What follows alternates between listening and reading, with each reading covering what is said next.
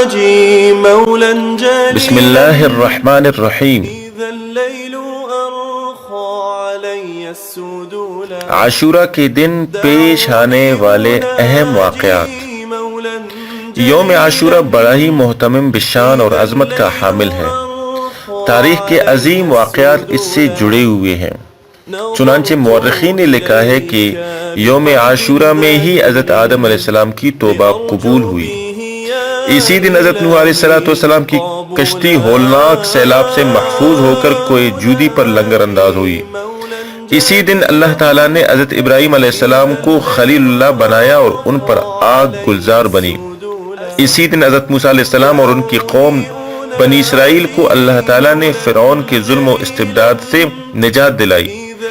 اسی دن حضرت سلیمان علیہ السلام کو بادشاہت ملی۔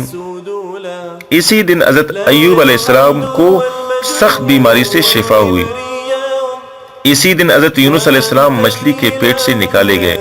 اسی دن حضرت یوسف علیہ السلام کی ملاقات ایک طویل عرصے کے بعد حضرت یعقوب علیہ السلام سے ہوئی۔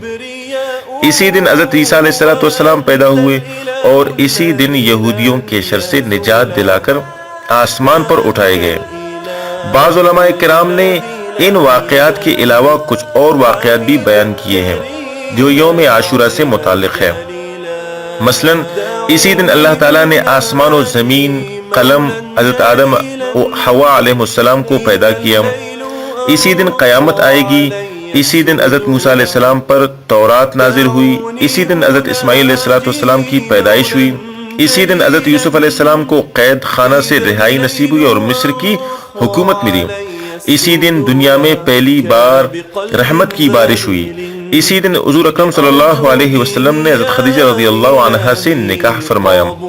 اسی دن ابو لؤلؤ مجوسی کے ہاتھوں سے مصلی رسول صلی اللہ علیہ وسلم پر حضرت فاروق اعظم رضی اللہ عنہ نے زخمی ہو کر جام شہادت نوش فرمایا۔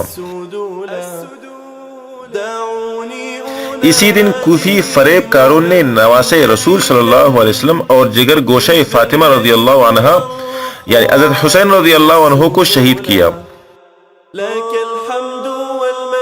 اسی دن قریش خانہ کعبہ پر نیا غلاف ڈالتے تھے۔ اسی دن حضرت یونس علیہ السلام کی قوم کی توبہ قبول ہوئی اور ان کے اوپر سے عذاب ٹلا۔ اسی دن حضرت جی مولانا انعام الحسن صاحب رحمت اللہ علیہ کا انتقال ہوا۔ وما علینا الا البلاغ۔ وأنت الإله الذي لم يزل حميدا